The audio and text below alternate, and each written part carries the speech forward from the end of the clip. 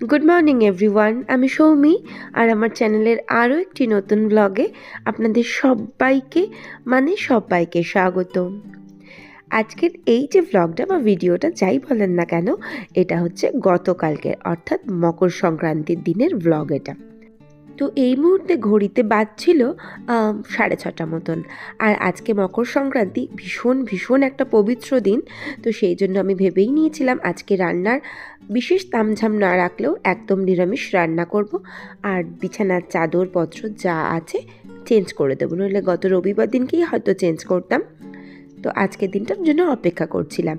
তো ঘর থেকে বেরিয়ে আসার পর একটুখানি বসলাম, আর বসে ভাবলাম একটু শান্তিতে জল খাই।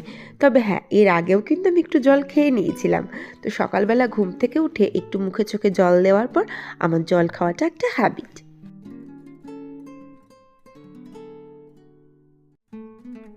কারণ শান্তিতে বসে দুদণ্ড জল খাওয়ার পর মনে হয় যেন এবার যুদ্ধে নামা যাবে। সত্যিই তাই, এত কাজ থাকবে সংসারের যে তার ঠিক ঠিকানা থাকে না। শুধু আমার নয়, সমস্ত গৃহিণীদের স্যালিউট। তো যাই হোক, আমি কাজ করা শুরু করলাম। আর এই যে প্রত্যেকবারই প্রত্যেক দিন সকালে যা কাজ থাকে, ওই যে সরিয়ে জিনিসপত্রগুলো পরিষ্কার পরিচ্ছন্ন করা, এই সমস্ত আর কি। তো এইগুলো সব মুছে টুছে ঝেড়ে ঝুড়ে নেওয়ার পর আমি ডাইনিং টেবিলটাও একটু পরিষ্কার পরিচ্ছন্ন করে নেবো সুন্দর করে। রাতে কালকে পরিষ্কার করেই রেখেছিলাম। আমি জানতাম আজকে আমার একটু কাজের ব্যস্ততাটা বেশিই থাকবে। আর সন্ধ্যাবেলা তো পিঠে পারবো না আছেই। যদিও পিঠে পুলিতে আমার তেমন কোনো এক্সপার্টিস নেই, কি আর করবো, যেমন পারবো তেমনই বানাবো। তো এরপরে এখানটা পরিষ্কার করে নিলাম, আর হচ্ছে ঘরদোর ঝাড় দিয়েই নিয়েছিলাম। তো এবার একটু মুছে টুছে নিই, এটাই ভাবলাম।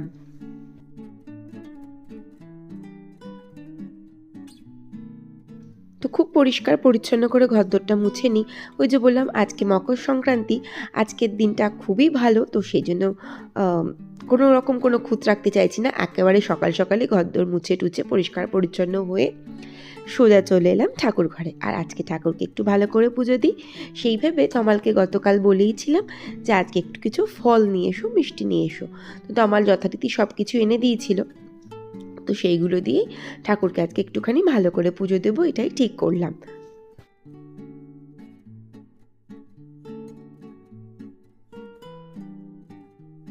তো আজকে মহাকুম্ভের পূর্ণ স্নান। একটা মনের মধ্যে খুঁতখুঁতানি থেকেই গেল, আজকে মহাকুম্ভ আবার 12 বছর পরে হবে। তো আমি যেতে পারলাম না বা যাওয়া হলো না, কি আর করা যাবে, কিছু করার নেই। তবে একটা খুঁতখুঁতানি থেকেই গেল, ইচ্ছা ছিল যাওয়ার। খুব পূর্ণ উৎসব তো, তাই আবার 12 বছর অবধি থোড়েই না বাঁচবো, এরকম মনে করছিলাম। তো কী করব, যেমনই পারলাম আমি আমার ঘরের ভগবানকে ভালো করে আমার ভক্তি ভরে আমি পুজো দিলাম, যেটুকু আমার ক্যাপাসিটি বা সামর্থ্য। তো সেইভাবেই আজকে খুব সাধারণভাবেই আমি মকর সংক্রান্তির উৎসবটা পালন করব।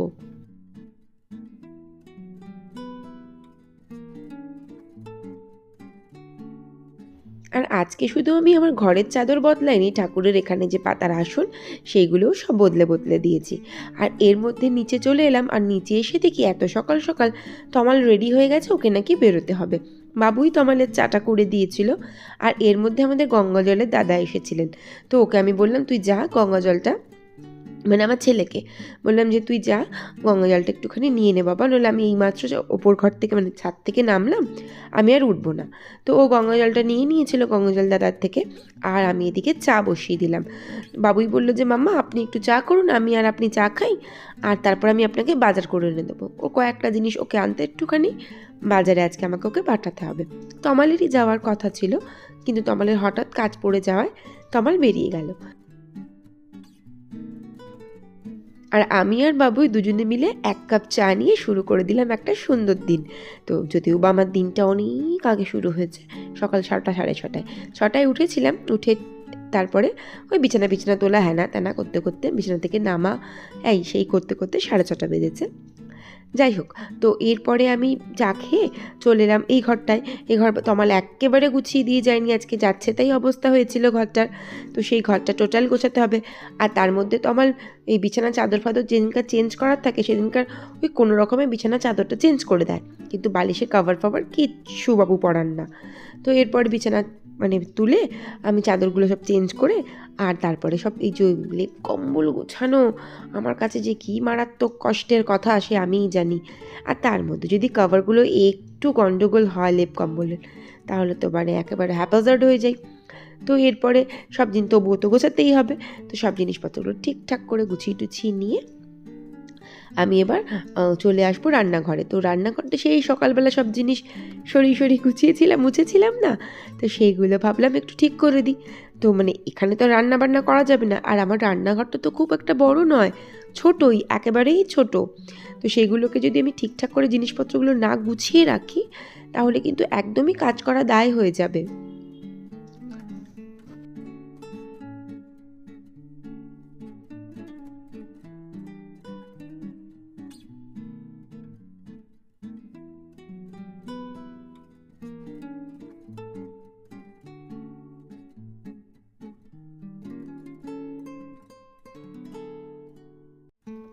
তো সমস্ত জিনিসপত্রগুলো ঠিকঠাক করে যেখানে জিনিস সেখানে পারফেক্টলি রেখে দেওয়ার পর ভাবলাম ব্রেকফাস্ট করব।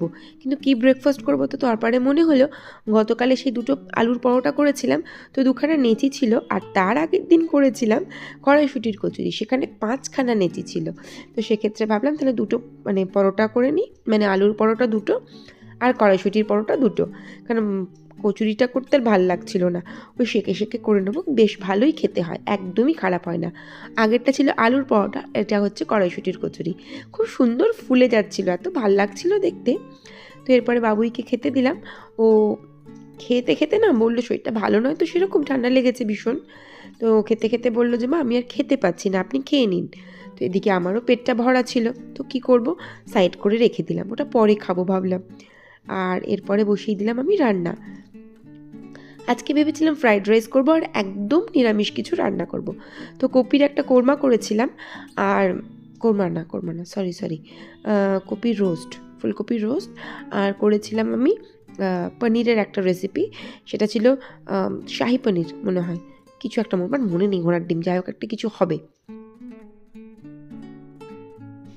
তো এরপর রান্না বসিয়ে দিয়েছিলাম। রান্নার প্রথমে দেখতেই পেলেন তেলের মধ্যে একটু বাটার দিয়ে কপিগুলো ভেজে তুলে নিলাম। আর এই যে পেস্টটা ইউজ করেছিলাম, এটা সেদ্ধ পেঁয়াজ, আদা রসুন, আর হচ্ছে সেদ্ধ পেঁয়াজ না, ভেজে সেদ্ধ পেঁয়াজ, কাজু কিশমিশ, আর কি যেন মনে নেই খুব একটা, আমি বলে দেবো খুনি পরে কখনো, যদি আপনাদের কারো ভালো লাগে আমি শর্টে চেষ্টা করবো রেসিপিটা শেয়ার করে দেওয়ার। আর এদিকে পনির করব বলে পনিরটা কেটে টুকরো টুকরো করে নিচ্ছিলাম। পনিরটা মনে হয় শাহি পনিরই ছিল। তো ওদিকে কপিটা হয়ে গিয়েছিলো বলে ঢেলে নিলাম, আর এরপরে পনিরটা কমপ্লিট করে নেব। তো আমি দুটো রেসিপি চেষ্টা করব পরে কখনো আপনাদের সাথে মিনি ব্লগে শেয়ার করে দেওয়ার। তো এদিকে পনিরটাও হয়ে গেল, কপি রান্নাটাও হয়ে গিয়েছিল, আর রইল বাকি ফ্রাইড রাইস। বাবুই বারবার আমায় বলছে মাম্মা কখন করবেন, কখন পনির হবে, কখন সব রান্না কমপ্লিট হবে, এখনও ফ্রাইড রাইস হয়নি কেন? তা আমি বললাম মামা তুই চিন্তা করিস না, ফ্রাইড রাইস হতে 2 মিনিটও লাগবে না। তো এরপরে সমস্ত আনাজপত্রগুলো ভেজে যেভাবে ফ্রাইড রাইস করে ভীষণই সিম্পল ওয়েতে ফ্রাইড রাইসটা আমি কমপ্লিট করে নিচ্ছিলাম।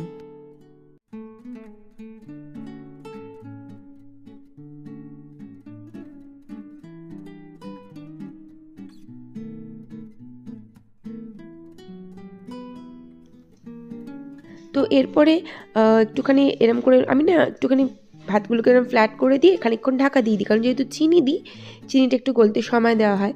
আর যদি চিনিটা গুঁড়ো করে দিই তাহলে খুবই ভালো হয়, কিন্তু আজকে আমি ভুলে গিয়েছিলাম চিনিটা গুঁড়ো করতে। আর মিক্সারের যে বাউলটা সেটা তো ভিজে গেছে, চিনি মিনি হবে না গুঁড়ো করা, সেই জন্য একটুখানি টাইম লাগার জন্য ওরম করে করছিলাম। তো এদিকে রান্নাবান্না কমপ্লিট, আর আমি গ্যাস ওভেন সব কিছু পরিষ্কার করে নিয়েছিলাম। আর এই যে এই রান্না হচ্ছে এগুলো, বাবুই খেয়ে নিয়েছে কিন্তু এর মাঝখানে, ওর খাওয়া হয়ে গিয়েছিল। আর তারপরে দুপুরে সমস্ত কাজকর্ম কমপ্লিট করে আমি একটু শুয়েছিলাম, আর বাবুইকে বললাম আজকে তুই সন্ধে দেখা। তো ও সন্ধে দেখাচ্ছিল, সব কী যে করে সন্ধে দেখায় তো ওই জানে। তো সন্ধে টন্ধে দেখিয়ে নিয়ে আমাকে বললো মামা চা খাবে না, বললাম হ্যাঁ একটুখানি কর। কিন্তু চাটা না জাস্ট বিশ্রী বানিয়েছিল, খুবই বিশ্রী। তো আমি কোনো রকমে চাটা খেলাম। তো চা খাওয়ার ফাঁকে ও আমাকে জিজ্ঞাসা করছে যে মাম্মা যারা চা খোর হয় তারা কি যে কোনো রকমের চা খায়? আমি বললাম না, চাখররা শুধুমাত্র খুব ভালো চা খায়, তো বললে আমি চাখর, অতএব আমি এই চাটা খাবো না। মানে নিজে এতটাই খারাপ চা করেছে, নিজেই খেতে পারছিল না। তো এরপরে আমি লেগে পড়লাম এই কাজে।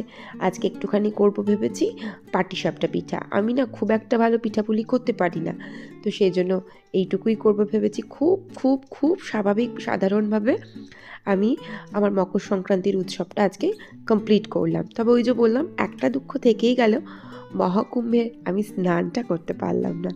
খুব ইচ্ছা থাকলেও হলো না, এবারেও হলো না। আবার 12 বছর পর মহাকুম্ভ, দেখা যাক পারি কি না। বুঝে বললাম ততদিন থোড়েই না বাঁচবো। তো এরপরে আমি আপনাদেরকে বলেছিলাম আমি শেয়ার করবো আমি কি কিনেছি। এই যে এটা কিনেছি, এটা হচ্ছে হকিন্সের ফিউচারার, আর এটা হচ্ছে প্রেস্টিজের একটা 2 লিটারের প্রেশার কুকার। আমার খুব ইচ্ছা ছিল স্টিলের প্রেশার কুকার কেনার, তো এটা কিনেছি। আর একটা এক্সট্রা এরকম লিড দিয়ে দিয়েছে। প্রেশার কুকারটা এখন ইউজ করিনি। আর আজ হয়েছে একটা ব্লান্ডার।